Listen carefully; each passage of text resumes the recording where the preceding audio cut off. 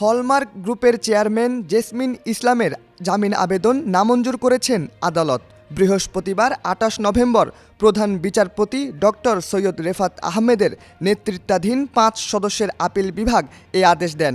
সঙ্গে জেসমিন ইসলামের জামিন শুনানির জন্য ৩ মাস পরে ফের আসতে বলেন। ভুয়া এলসির বিপরীতে জনতা ব্যাংকের ৮৫,৮৭,৩৩,৬১৬ টাকা আত্মসাতের অভিযোগ রয়েছে জেসমিনের বিরুদ্ধে।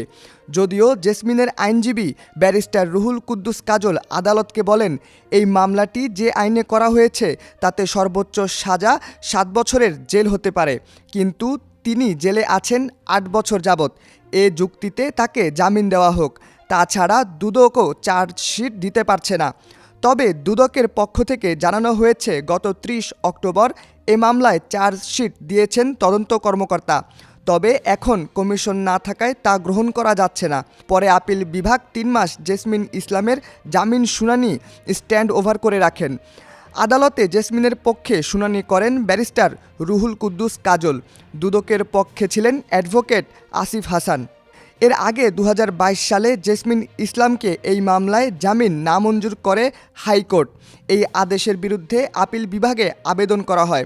জনতা ব্যাংকের টাকা আত্মসাতের মামলায় হাইকোর্ট বিভাগ ২০০৯ সালের ১০ মার্চ তাকে রুল মঞ্জুর করে জামিন দেন। এর বিরুদ্ধে দুদক আপিল বিভাগে আবেদন করে। একই বছরের ১৬ জুন আপিল বিভাগ তার জামিন আবেদন করে ৪ সপ্তাহের মধ্যে আত্মসমর্পণের নির্দেশ দেন। পরে জেসমিন ইসলাম আত্মসমর্পণ করেন।